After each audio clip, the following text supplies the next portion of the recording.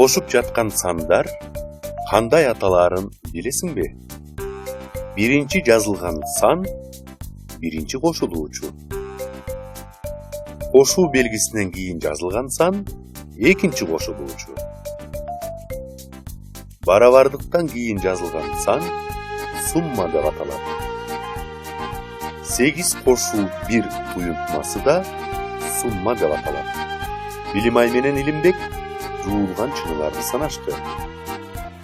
Илимбек алгач чай чыныларды санады. Алардын саны 4. Андан соң аларга 2 чоң чыныны кошту. Бул Илимбектин жазганы. 4 кошуу 2 барабар 6. Билимай болсо санакты чоң чынылардан баштады. Ал мисалды мындайча жазды.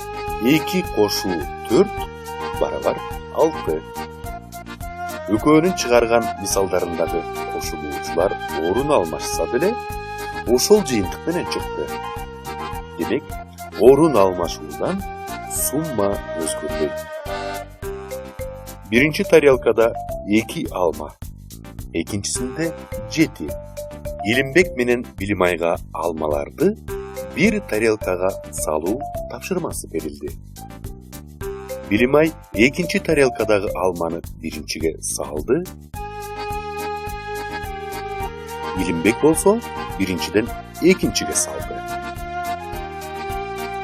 Кимиси чыгаруунун оңой жолун тапты. Албетте, Илимбек